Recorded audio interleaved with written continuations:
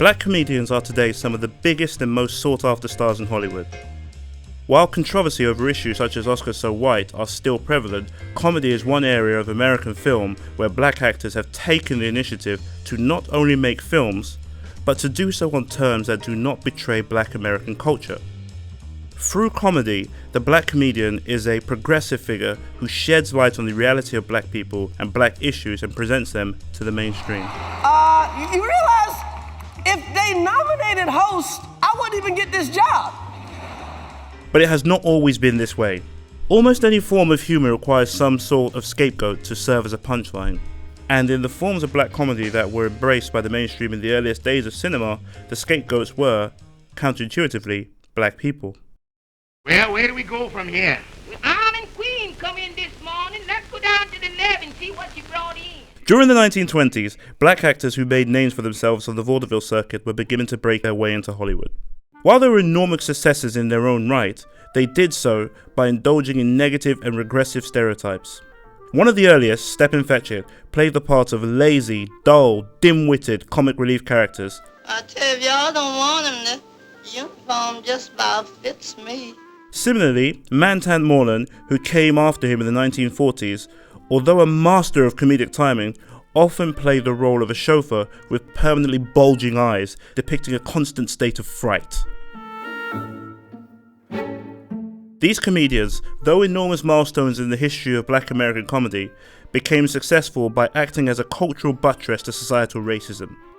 What's more, they did so with very clean and inoffensive sensibilities. Is you telling me? Their acts were tailored to appeal to white audiences who sought out comedic confirmation of their own biases. This trend continued all the way into the latter half of the 20th century, and it wasn't until the work of Richard Pryor that depictions of black people shifted dramatically in American comedy. And you ever notice, like, you be the only nigga someplace and you go with white people, they be funky, right? They be You want to move out of the way, fellas? Excuse me? Thank you very much. Taking up all the fucking area. Jesus Christ.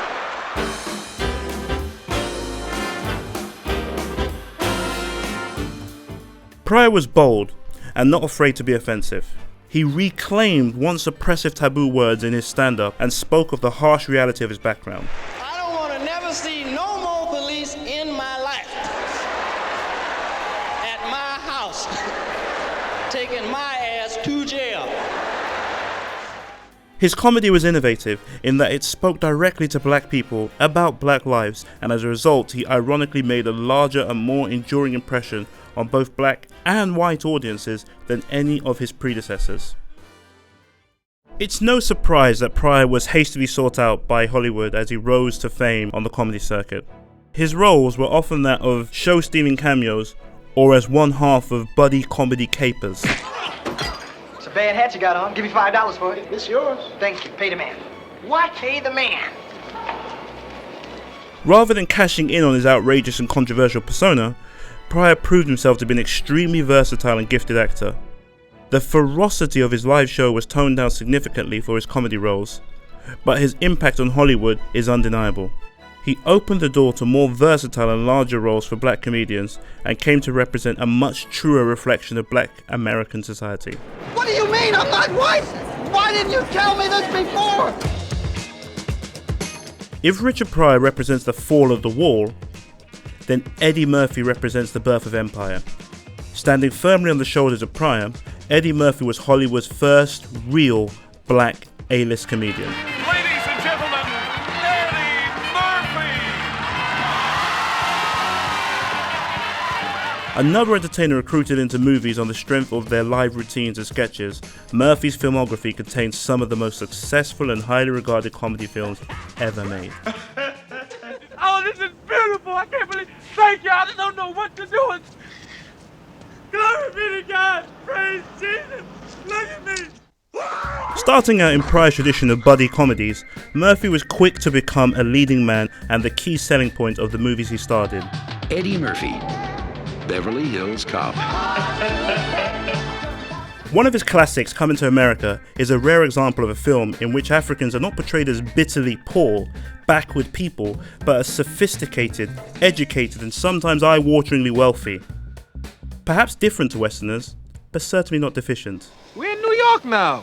Let us dress as New Yorkers. As a result of the groundbreaking work accomplished by these forebears throughout the 20th century, today the path to global stardom is a well-trodden and lucrative one for black comedians. Martin Lawrence, Chris Tucker, Whoopi Goldberg, Tracy Morgan, Chris Rock. These are just a small handful of comedians who have achieved superstardom through a diverse and progressive selection of films that continue to work towards a fairer depiction of black people in Hollywood. We call that an A with an attitude. In the beginning of cinema, the power, appeal, and politics of black comedy originally collaborated with the white status quo. Today, it has superseded it.